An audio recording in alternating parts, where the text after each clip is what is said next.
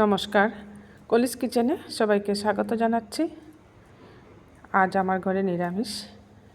এটাই বাজারে নতুন এই বিনস বিচিগুলো এসেছে। এগুলো শীতের দিনে আমাদের এখানে খুব বেশি পাওয়া যায়। এই বিনস বিচিগুলো দিয়ে নানা রকম রেসিপি বানানো যায়। আজ এগুলো দিয়ে ওলকপি দিয়ে একটা নিরামিষ ডাল রেসিপি বানাচ্ছি। এর জন্য বিচিগুলোকে রাতে ভিজিয়ে রেখেছি। আর এখানে নিয়েছি ওলকপি আর কয়েকটা কাঁচা লঙ্কা নিয়েছি। এগুলো শীতের দিনে পাওয়া যায়। কাঁচা লঙ্কাগুলো খুব একটা ঝাল নেই, কিন্তু একটা গন্ধ আছে খুব সুন্দর, খেতে বেশ ভালো লাগে। এই কাঁচা লঙ্কাগুলো কাল বাজার থেকে নিয়ে আসছিলাম। এই কাঁচা লঙ্কাগুলো একটু বেশি পরিমাণে একটা বাটিতে নিয়েছি।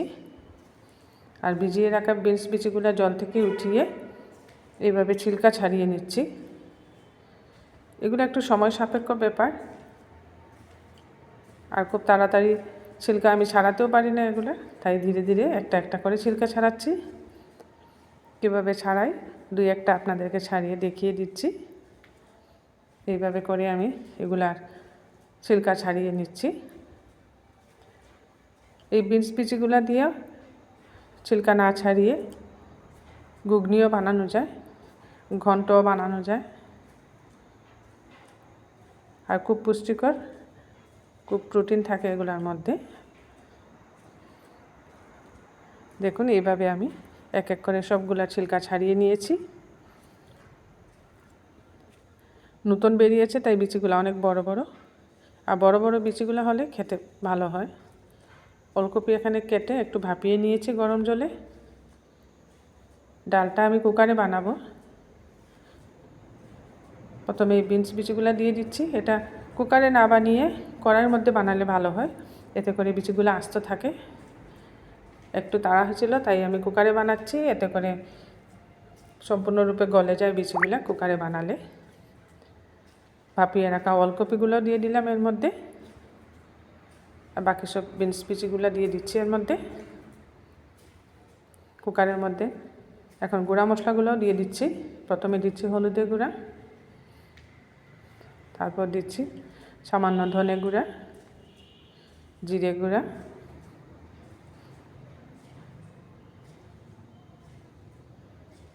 সব মশলা দিয়ে এর মধ্যে এখন জল দিয়ে দেব।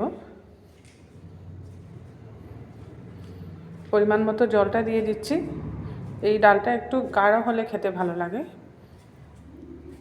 পরিমাণ মতো জলটা দিয়ে আর লবণটাও দিয়ে দিলাম। এবার কুকারে ঢাকা লাগিয়ে একটা সিটি দিয়ে খুলে নিয়েছি। দেখুন বিচিগুলো সম্পূর্ণরূপে গলে গেছে। গ্যাস জ্বালিয়ে দিকে আরেকটা কড়াই বসিয়ে দিয়েছি। এর মধ্যে দিয়ে দিলাম সরষের তেল, আর ফোড়নে দিচ্ছি শুকনো লঙ্কা, তেজপাতা, আর দিচ্ছি 5 ফোড়ন। ফোড়নটাকে একটু ভালো করে ভাজা ভাজা করে নিতে হবে। এই ফোড়নের গন্ধটা ডালের মধ্যে খুব সুন্দর যাবে। আর এই ডাল রেসিপিটা এই ফোড়ন দিয়েই বানালে ভালো লাগে খেতে। এর মধ্যে পেঁয়াজ রসুন দিলে ভালো লাগবে না।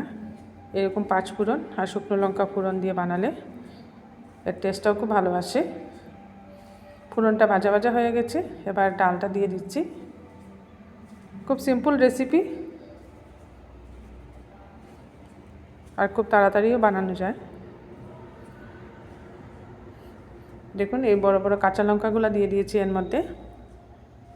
আমি আগেই বলেছি খুব একটা ঝাল হয় না, কিন্তু একটা গন্ধ খুব সুন্দর এই মরিচগুলো। আর বেশ কিছু পরিমাণে ধনেপাতা দিয়েছি। ধনেপাতাটা অবশ্যই এই ডালের মধ্যে দিবেন, এতে করে ডালের গন্ধ, টেস্ট দুইটাই খুব বেশি হয়। খুব সুন্দরভাবে বানিয়ে নিলাম বিনস বিচির ডাল, কিন্তু কুকারে বানিয়েছি তাই বিচিগুলো সম্পূর্ণরূপে গলে গেছে। আমার এই নিরামিষ রেসিপির ভিডিওটা স্কিপ না করে সম্পূর্ণটা দেখার অনুরোধ করছি আপনাদেরকে। ডাল রেসিপিটাই আমি খুব ভালোভাবে দেখিয়ে দিয়েছি আপনাদেরকে। একটা সার্ভিং বুলে নামিয়ে নিয়েছি ওলকপি আর এই বিনস বিচির ডাল, শীতের বড় কাঁচা লঙ্কা দিয়ে। আর নিরামিষ দিনে একটা শাক না হলে ভালো লাগে না, তাই শাক একটা বানিয়ে নিচ্ছি। এখানে বানাচ্ছি আমি আজ আলু শাক, আলু পাতা শাক বানাচ্ছি। এর জন্য এখানে একটা গ্যাস জ্বালিয়ে কড়াই বসিয়ে দিয়েছি, এর মধ্যে দিয়ে দিয়েছি সরষের তেল, আর ফোড়নে দিয়ে দিয়েছি সামান্য 5 ফোড়ন, আর কেটে রাখা আলু পাতা দিয়ে দিলাম। এই আলু শাকটাও শীতের দিনে বাজারে খুব বেশি পাওয়া যায়, অন্য সিজনে এটা পাওয়া যায় না, আর খুব সফট হয় আলু শাকটা। এখানে পরিমাণ মতো লবণটাও দিয়ে দিয়েছি, এর মধ্যে আর কিচ্ছু দিতে হবে না, শুধু লবণ দিয়েছি আর ফোড়ন দিয়ে শাকটা একটু ভাজা ভাজা করে নিচ্ছি। আলু শাকের রেসিপিটাও সরষের তেল দিয়ে বানালে ভালো লাগে খেতে। যে কোনো নিরামিষ দিনে নিরামিষ যে কোনো আইটেমের সাথে একটা শাক থাকলে খাওয়াটা বেশ জমে। আর শীতের দিনে যেহেতু শাকসবজি প্রচুর পাওয়া যায় বাজারে, তাই শাক বানাতে কোনো অসুবিধে নেই। একটু সময় ঢেকে দিয়েছি, এতে করে শাকটা সফট হবে। এবার আদা কুচি দিয়ে দিচ্ছি এর মধ্যে। ইচ্ছে করলে আপনারা শিম, বেগুন এগুলো ছোটো ছোটো করে কেটে ফ্রাই করে দিতে পারেন। আর সিম্পলভাবে বানাচ্ছি আলু শাক। আদা কুচি দিয়ে একটু ভাজা ভাজা করে নিচ্ছি।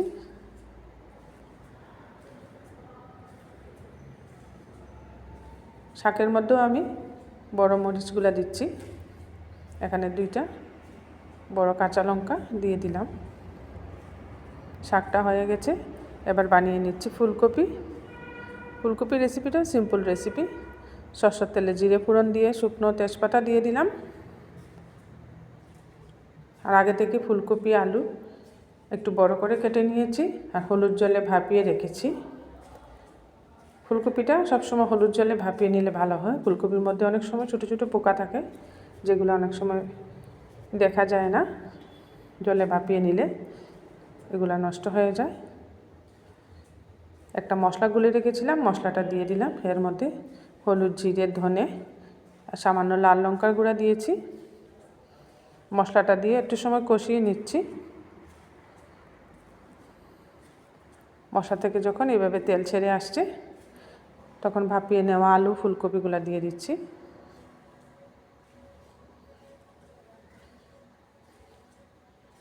আলু ফুলকপি দিয়ে পরিমাণ মতো লবণটাও দিয়ে দিচ্ছি।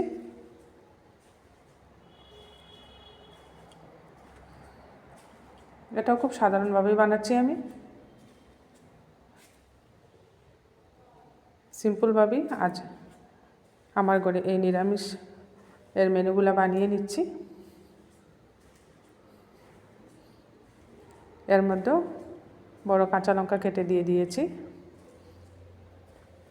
এটা একটু ঝাল করে বানাচ্ছি, এখানে লাল লঙ্কা দিয়েছি, আর কাঁচা লঙ্কাটা তো ঝাল হবে না।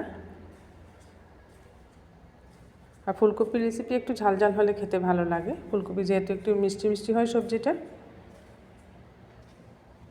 মশলাটা কষিয়ে সবজির সাথে এবার দিয়ে দিয়েছি এর মধ্যে গরম জল।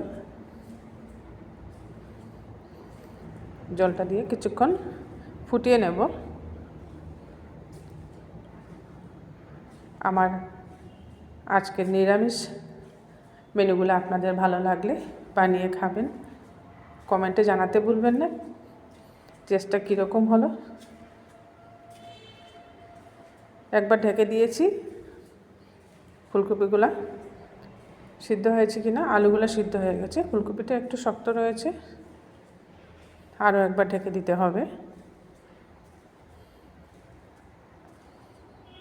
মধ্যেখানে আমি আরও একবার ঢেকে দিয়েছিলাম।